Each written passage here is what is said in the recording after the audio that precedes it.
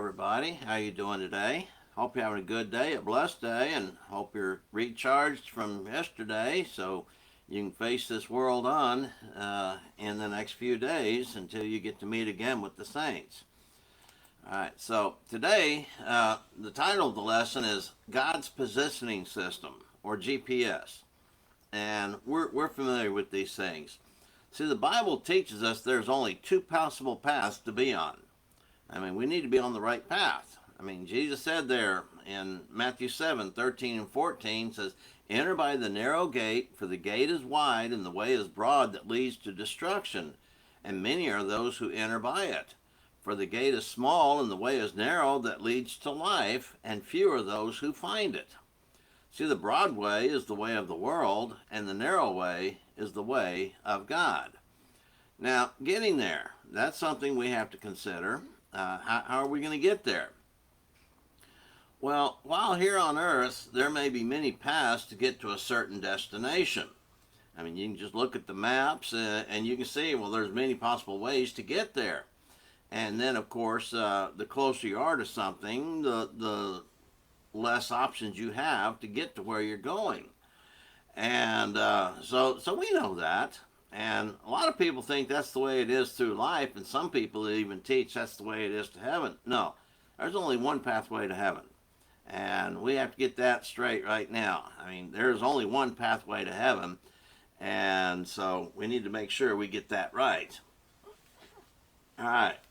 When it comes to our spiritual destination of heaven, the Bible teaches us about both paths, and there's a very strong suggestion implied that you need to be on the right path because your soul depends upon it, and that's true. And sometimes, common sense helps us get around sometimes when people use it.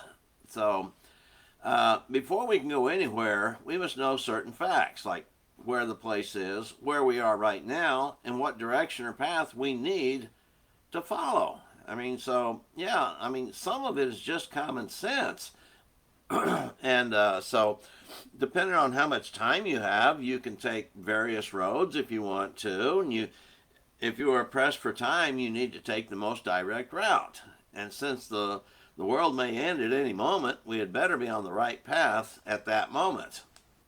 So 2 Peter 3:11 tells us, since the world is going to be burned up this way, what sort of person ought you to be in most holy conduct? So we realize we need to be on that right path right now. All right, how are we going to get there? Well, we're going to use GPS.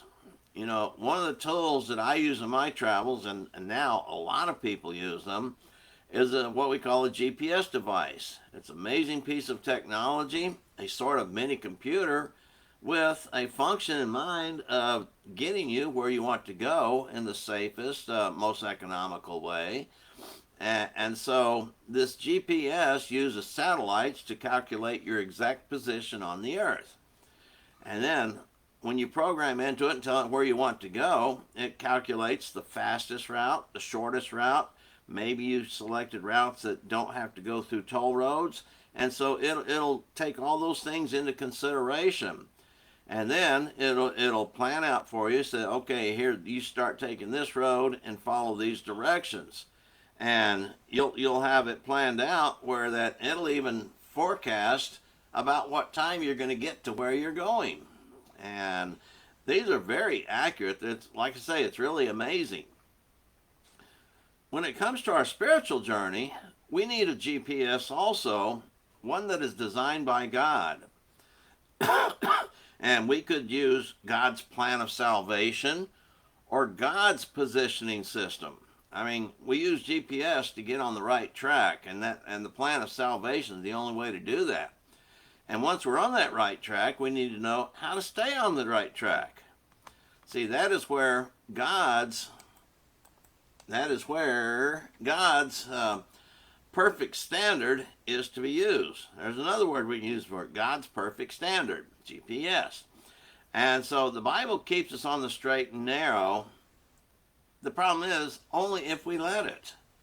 And so, it can do it, but only if we let it. And so it's our choice. Are we going to find ourselves on God's path, or are we going to find ourselves on our own path.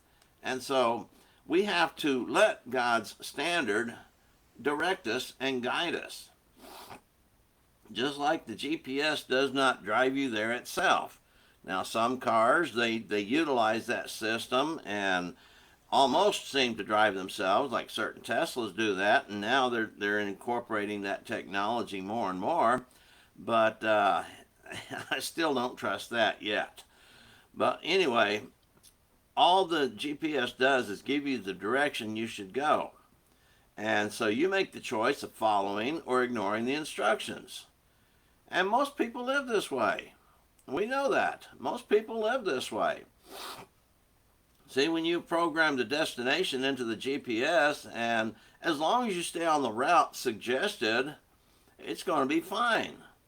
But you notice if you ever get off your route, you get on the wrong road or make an unexpected turn, the GPS will implore you to turn around and will recalculate another course to get you back to your route as soon as possible.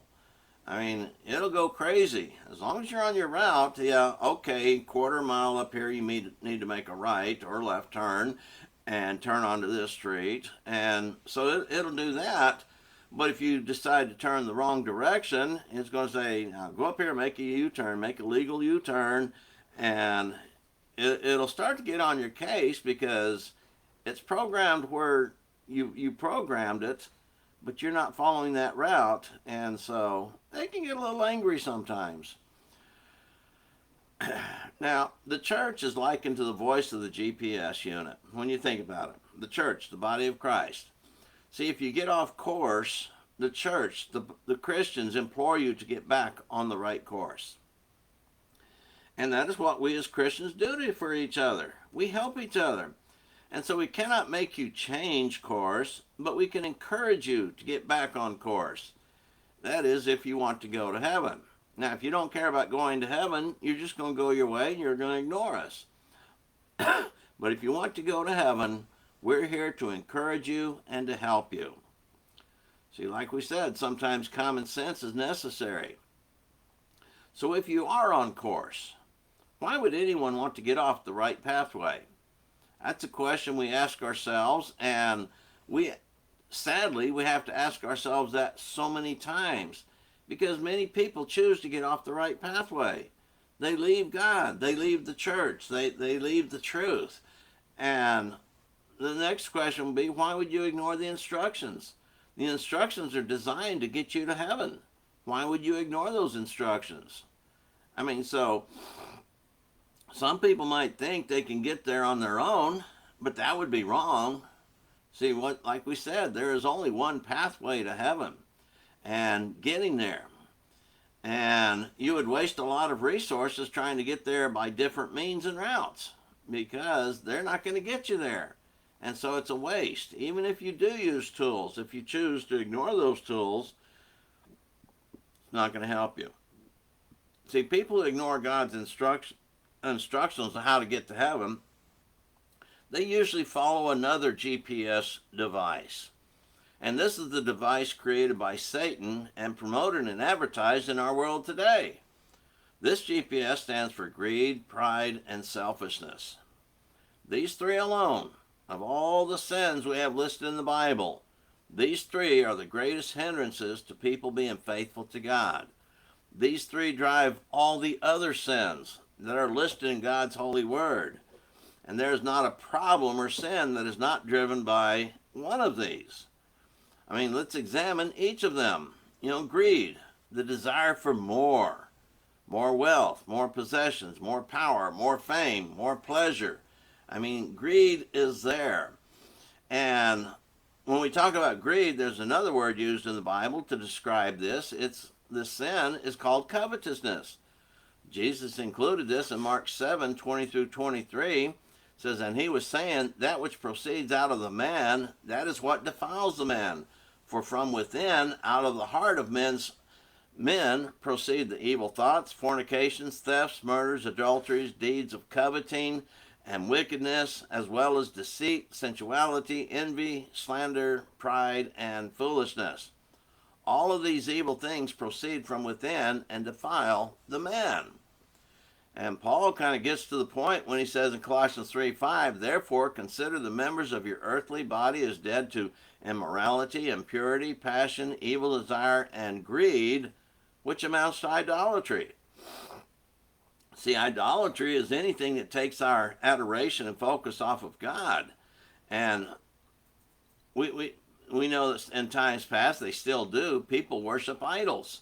And that's what they do. And when they worship idols or any other thing, this person basically has enough greed, and God takes any position other than his rightful position of first place. See, we're supposed to seek God first and put Christ first. Christ is supposed to have the preeminence in everything. And when we have something else that to us is more important, well, we're guilty of coveting, we're guilty of idolatry, and yes, in a sense, we're guilty of greed. Another one we'll touch on is pride. 1 Peter 5:5, Peter implores you younger men, likewise be subject to your elders, and all of you clothe yourselves with humility towards one another. For God is opposed to the proud, but gives grace to the humble. And James says something very similar. He says, but he gives a greater grace. Therefore it says, God is opposed to the proud, but gives grace to the humble. And this is a quotation from some Old Testament passages.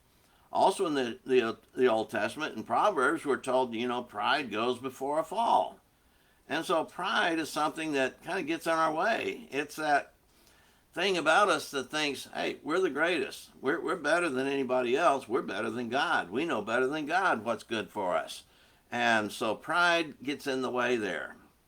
And then finally, one that's really the granddaddy of all sins is selfishness. I mean, selfishness has its place as the number one sin of all time, because that's what it is. The middle letter of sin, S-I-N, is the letter I. This I is the same as me and myself.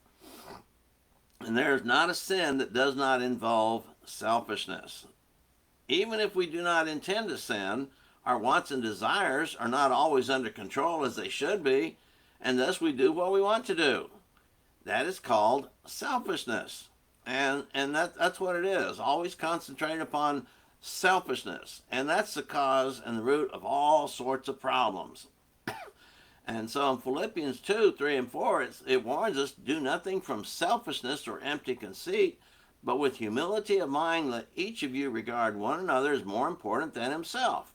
Do not merely look out for your own personal interests, but also for the interest of others. Selfishness breeds pride and greed and every other sin. And these three are the foundation of each and every sin. Like I say, there's not a sin that you can come up with that isn't directed by either greed, pride, and especially selfishness. So our path to the straight and narrow is charted out for us. God's made it available to us, and God has told us how to get there. And he's constantly helping us to recalculate our direction when we get off course. His church and his Bible are the tools to get us and keep us on the right track.